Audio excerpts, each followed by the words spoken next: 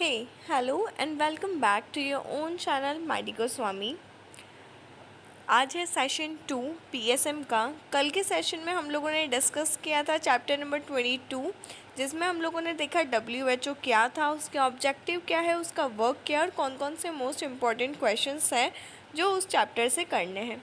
Series को continue करते हैं और सेकेंड चैप्टर स्टार्ट करते हैं पीछे से, जो है health care of the community. मतलब एक कम्युनिटी का हेल्थ केयर क्या होना चाहिए, कैसा होना चाहिए, उसकी क्या नीड्स होनी चाहिए, क्या रिक्वायरमेंट्स होनी चाहिए, गवर्नमेंट को क्या क्या इनिशिएटिव्स लेने चाहिए। The needs of the many must prevail over those of the few.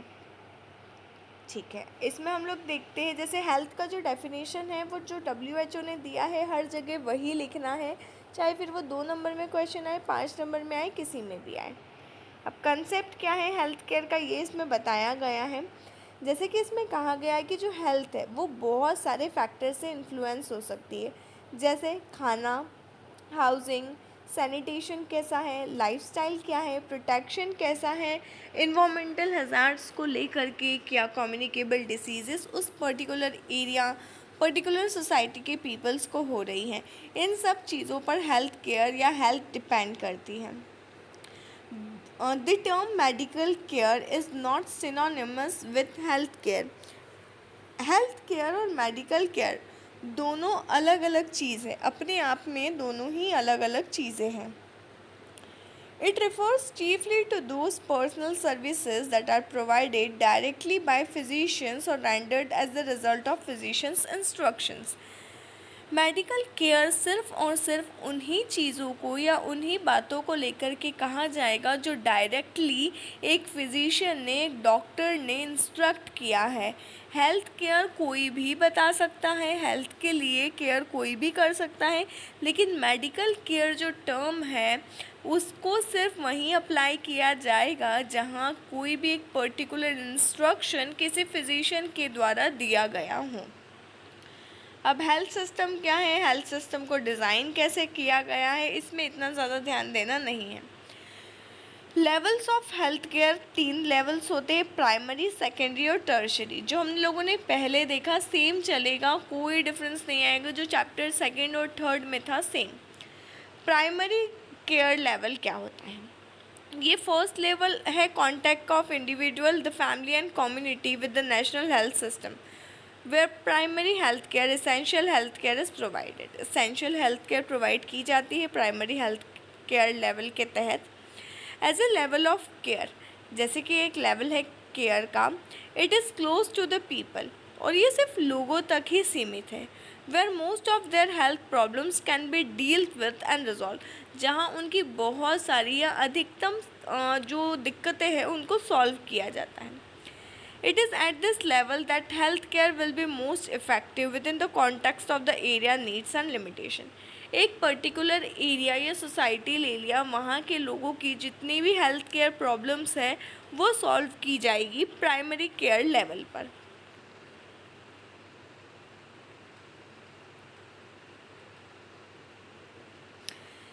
Secondary care level क्या होता है? जो प्राइमरी के बाद आया वो होता है सेकेंडरी। इस लेवल पर जितनी भी कॉम्प्लेक्स प्रॉब्लम्स होती हैं उसको डील किया जाता है। In India this kind of care is generally provided in district hospital. जैसे अगर आपको कुछ हुआ है, कोई नॉर्मल सी बीमारी है, तो आप अपने ही गांव, अपने ही तालुका में जा कर के उस चीज़ का इलाज ले लोगे।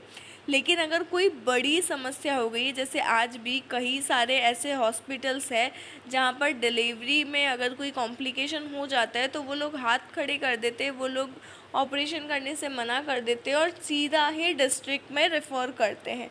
तो जो उनका प्राइमरी लेवल ऑफ केयर था वो वहाँ ख़त्म हो जाता है और सेकेंडरी केयर लेवल वहाँ से शुरू हो जाता है जैसे ही उन्होंने उस पेशेंट को रेफ़र किया।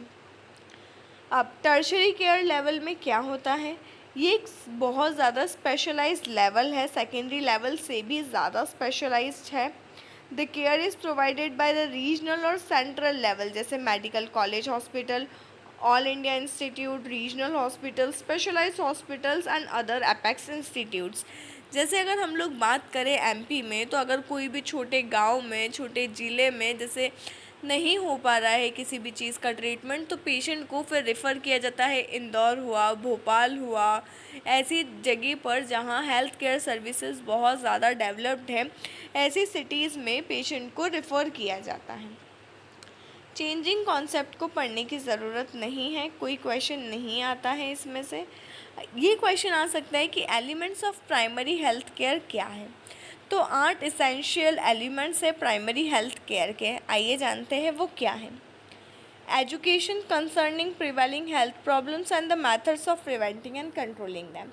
सिंपल सा इसका मतलब यही है कि हमें पता होना चाहिए या एडुकेट करना है लोगों को कि हेल्थ केयर प्रॉब्लम्स क्या है, उनको कैसे प्रिवेंट करना है और उसको कैसे कंट्रोल करना है।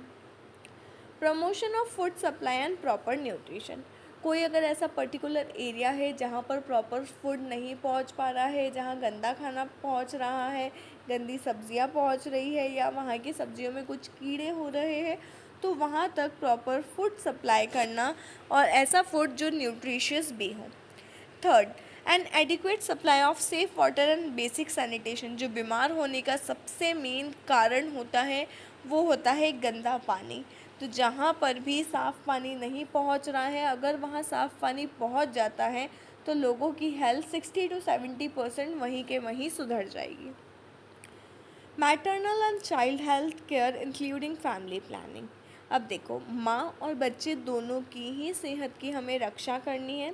और सेकंड चीज़ है फैमिली प्लानिंग। ऐसा नहीं है कि एक घर में एक जन है कमाने वाला और उस दोनों के 6 से 7 बच्चे पैदा कर चुके हैं, तो हमें उनको प्रॉपर फैमिली प्लानिंग के लिए गाइडेंस देना है कि आपके 2 चिल्ड्रंस में कितना स्पेसिंग होना चाहिए, आपके मैक्सिमम कितने चाइल्ड होना चाहिए, उनको कैसे एजुकेट करना है, कैसे आपको उनको आगे बढ़ाना है। Immunisation against major infectious diseases, जैसे पोलियो के लिए बहुत कम केसेस होते हैं अब पोलियो के, स्मॉल पॉक्स ख़त्म हो चुका है, तो ऐसे इम्यूनाइजेशन जो अवेलेबल है बहुत सारी डिसीज़ेस के लिए, उनको लगवाना, उन्हें अप्लाई करवाना। Prevention and control of locally endemic diseases. जो भी डिसीज़ एक पर्टिकुलर एरिया में फैली हुई है उनके लिए प्रिवेंशन और कंट्रोल को प्लान करना। Treatment of common diseases and injuries. जितनी भी कॉमन डिसीजेस है, जितनी भी कॉमन इंजरीज़ हैं, उनके लिए अप्रोप्रिएट ट्रीटमेंट का वहाँ मौजूद होना। Provision of essential drugs. जो इसेंशियल ड्रग्स हैं उनका वहाँ पर आसानी से मिलना। तो ये सारी चीज़ें आती है प्राइमरी हेल्थ केयर में, कि अगर आपको आपके तालुका में, आपके गांव में, आपकी बस्ती में ये सारी चीज़ें मिल रही हैं तो आप हेल्दी रह सकते हैं, आप हेल्दी है, आपको हेल्थ की डेफिनेशन सूट करेगी। Principles of primary health care क्या है? इसमें सिर्फ और सिर्फ आपको पॉइंट पढ़ना है, ज़्यादा कुछ नहीं पढ़ना है। अब क्वेश्चन आता है health for all. Health for all और भी कई सारे चैप्टर्स में मिलेगा। हेल्थ फॉर ऑल में आपको इसमें ज़्यादा घुसने की ज़रूरत नहीं, क्योंकि इसमें अंदर अंदर जाओगे तो इतना ज़्यादा कंफ्यूज हो जाओगे, क्योंकि उसमें बहुत सारी चीज़ें दी हुई है।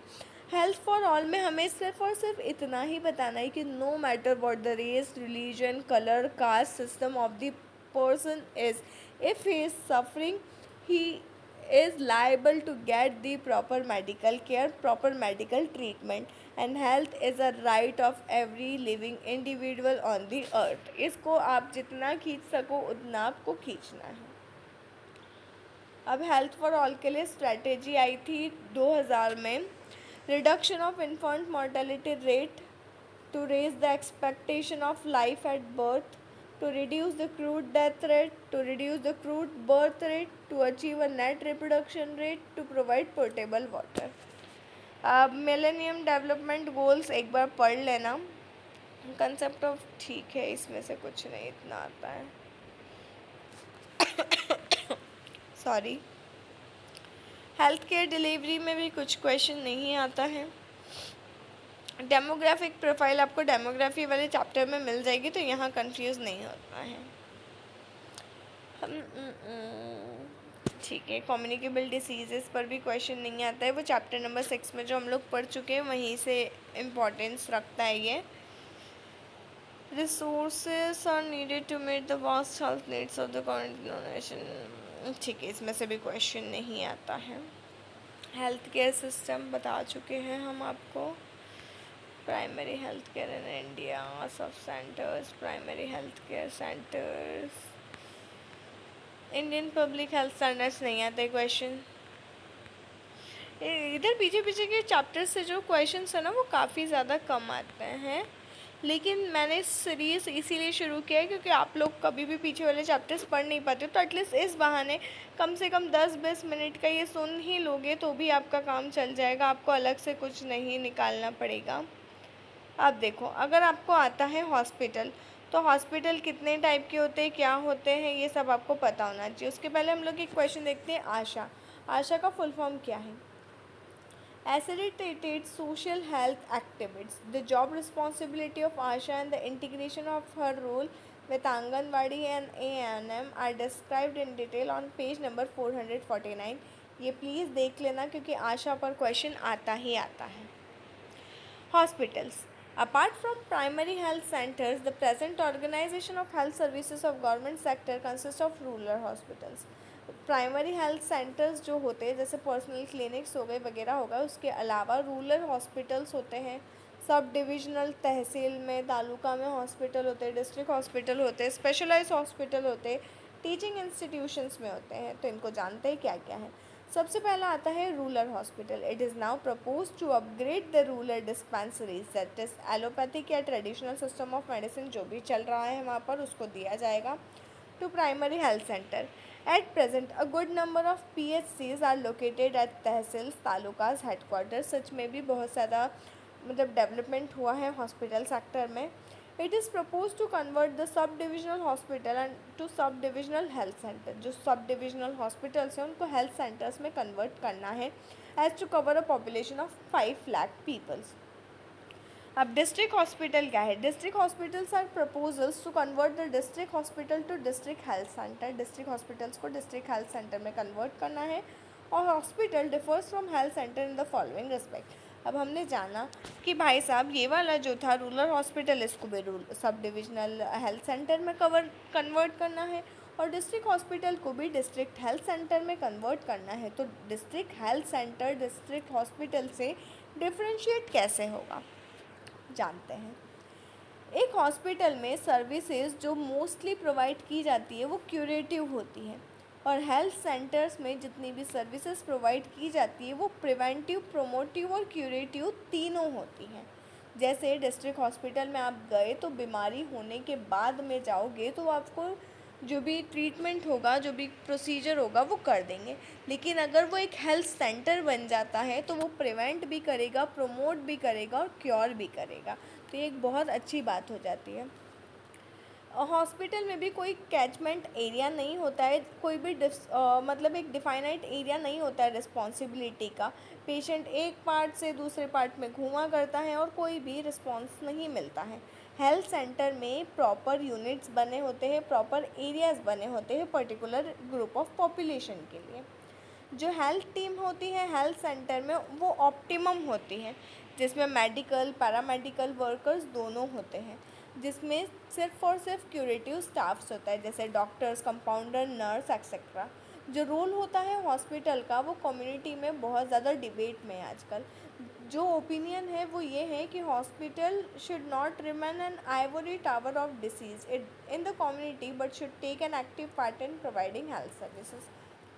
सिर्फ़ और सिर्फ डिसीज़ को कंट्रोल करने के लिए नहीं होना चाहिए, लेकिन जो हेल्थ है उसको मैं कहूँ तो प्रमोट करने के लिए भी होना चाहिए। ये सारी चीज़ें इसमें बताई गई हैं, और इसी तरीके से एक हॉस्पिटल एक हेल्थ केयर सेंटर से अलग होता है। अब health insurance, employ state insurance scheme, central government health scheme, इसमें से कोई क्वेश्चन नहीं आता। Indigenous system, voluntary health agencies. Video को आखिरी तक देखना इसलिए ज़्यादा ज़रूरी होता है क्योंकि कभी टॉपिक्स निकल जाते हैं, फिर बताने में आ जाता है कि हाँ ये टॉपिक्स आया था या ये आ सकता है। तो इस चैप्टर में से लगभग 4 से 5 क्वेश्चंस हम लोगों ने डिस्कस किए जिसके आने के चांसेस होते हैं। आई होप आप लोगों को समझ में आ रहा होगा।